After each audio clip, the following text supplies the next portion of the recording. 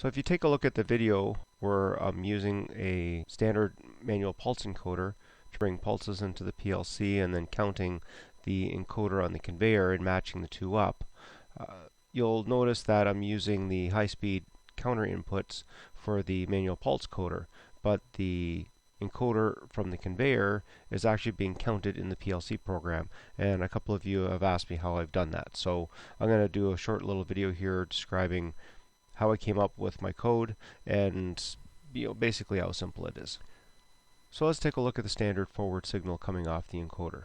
Okay, this is the format I'm using. The top portion shows the count that I'm counting in the PLC. The little ticks on the line I call pulse is where I'm actually doing the counting.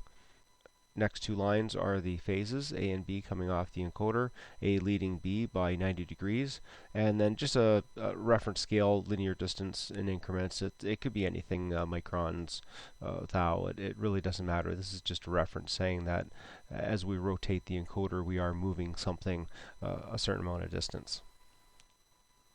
To give you an idea of how I am counting, I'm going to scan over this standard forward pulse code just to show you what transitions that we're using in the PLC program. So as we move along, the first transition we come to is going to be where the A pulse goes high while the B pulse is low. So I'm going to represent this by an arrow going up and a 0 to show that the B value is functionally 0 at that point. Okay, I'm going to develop a table where I show my first in the sequence with an A rising edge pulse with B at 0. So if we continue along, we're going to see that the next sequence is going to be B rising while A is 1, and I'll enter that in my table.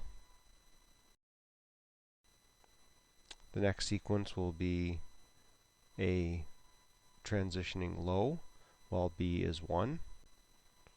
And again, I'll put that as a third in my sequence on the table. And the last transition will occur when A is 0 and B is lowering from 1 to 0.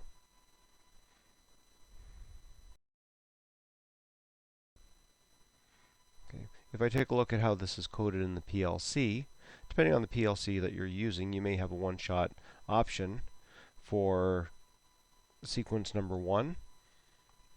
For the A pulse, I'm using a rising edge detection, while the B pulse examining for off condition. Next sequence, I examine A for on condition while I'm looking for a rising edge on the B pulse.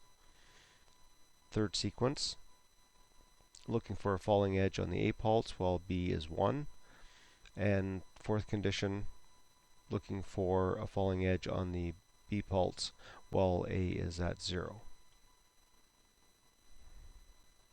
If we continue along this code, we'll see that we repeat the pattern. So we only have 4 unique sequences at this point. Similarly, in reverse, we can develop the same kind of truth table. But first, let's take a look at our standard encoder definition for the reverse direction. Again, I show my count across the top. Give you a little tick there. It shows every time I want to count. And in this case, I'm showing A and B phase where B is leading A because we're counting in the reverse direction. So B leads A by 90 degrees.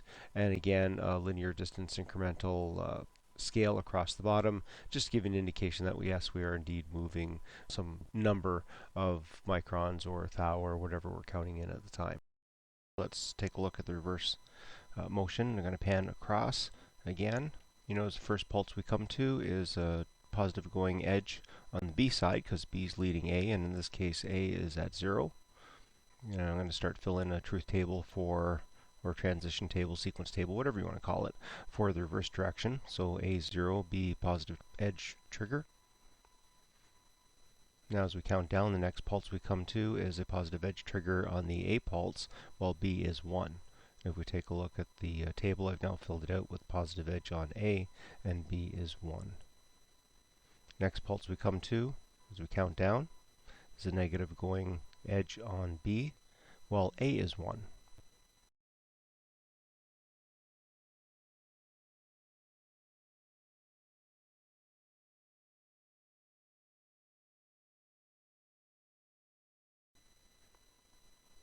And let's just go forward right to the next one, where we have a negative going edge on A while B is 0.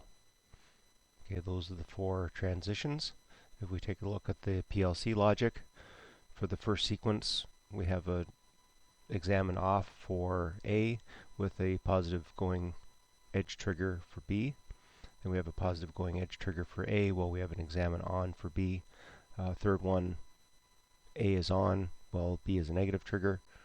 And last one, A is negative going trigger while B is 0. If we take a look at the rest of the transactions, you'll see that the sequence just repeats as we count down.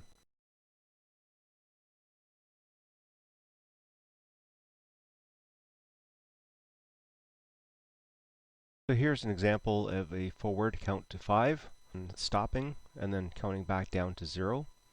If you take a look at the encoder pulses, it follows what we did with the forward and reverse encoder counting. The one thing you want to take a look at, though, and it is of note, is once I've counted to 5, the motor or encoder would stop. The control system would cause it to stop. And when I start in the reverse direction, I'm going to immediately get a negative going pulse on the A as I count back down to 4. Won't be a lot of space there. Now, obviously, this is exaggerated, but you want to take a note of that. And I think this is a good diagram to show you what happens as the encoder counts forward and then counts in reverse. And again, that distance track on the bottom is any distance you can think of, any amount, microns, thou, millionths of an inch. It really doesn't matter.